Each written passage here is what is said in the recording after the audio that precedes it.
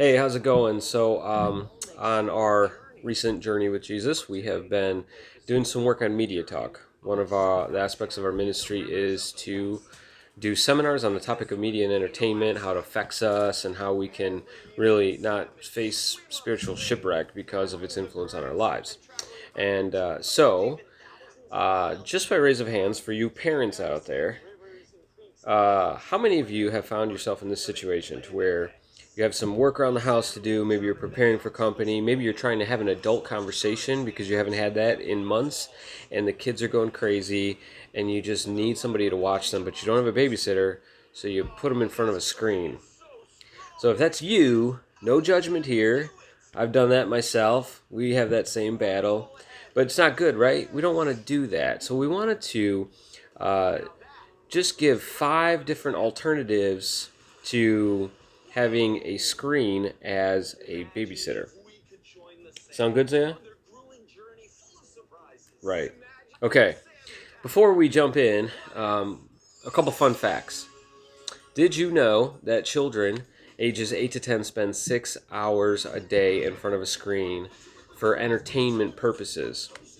Children ages 11 to 14 spend about 9 hours a day in front of a screen for entertainment purposes. That's a lot of screen time.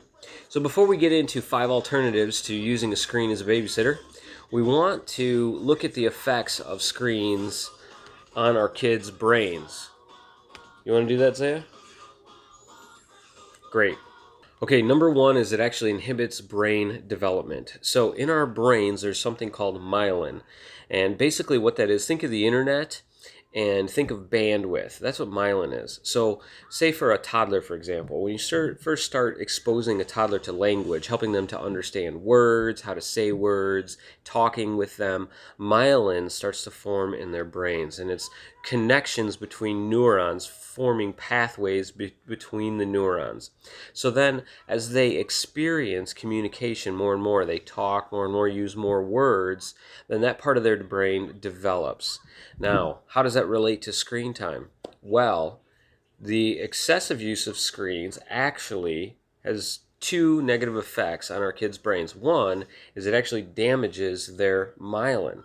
So myelin that has formed, giving them various capabilities, is being damaged, number one. Number two is all the time that they spend prevents them from spending that time developing myelin in their brains with other activities. So when the myelin in our brains is damaged by overstimulation, it can affect our ability to pay attention and focus. It can affect our ability to feel empathy. Our ability to discern reality can also be affected negatively by that overstimulation by screens. I wanted to quote Dr. Andrew Doan, who has a doctoral degree in neuroscience and a background in molecular neuroscience, and also was addicted to video games.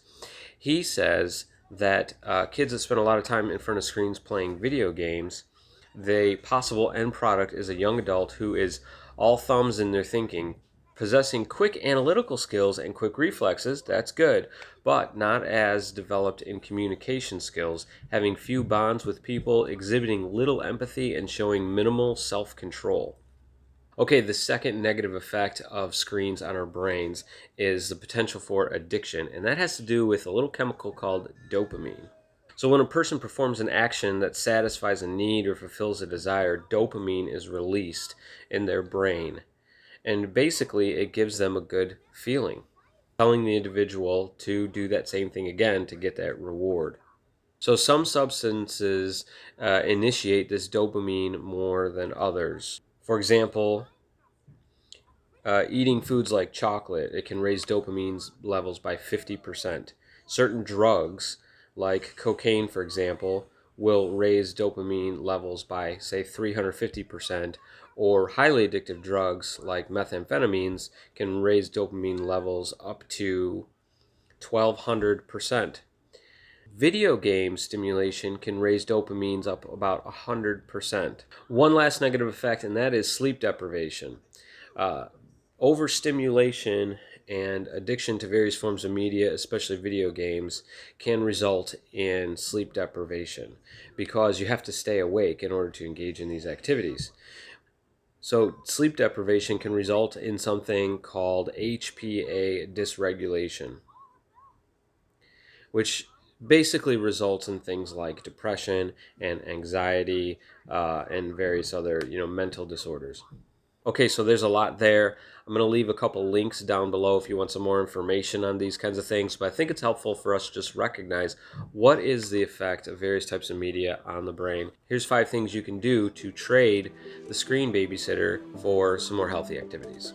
Okay, number 1 might surprise you, but it's act out God's Word.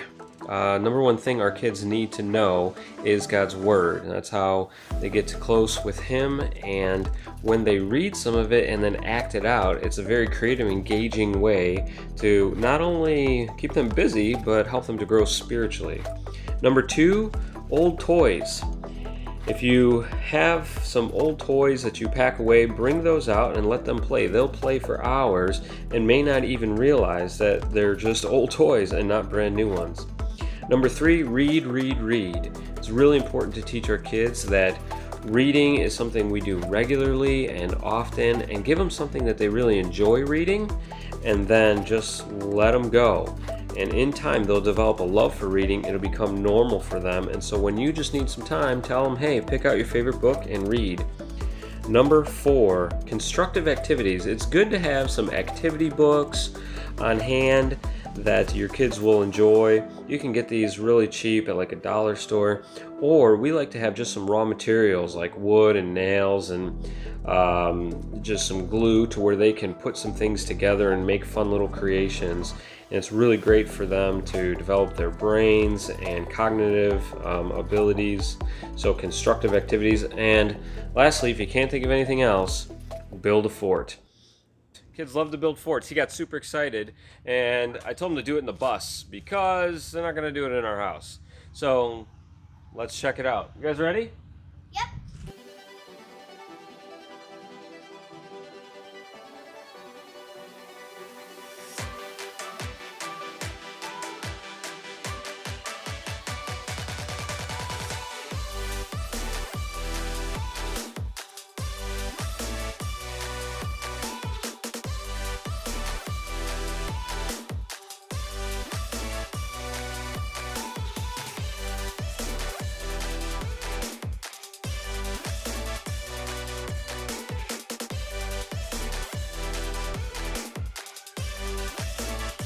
Okay, so there you have it. 5 things that you can do instead of using screens as a babysitter.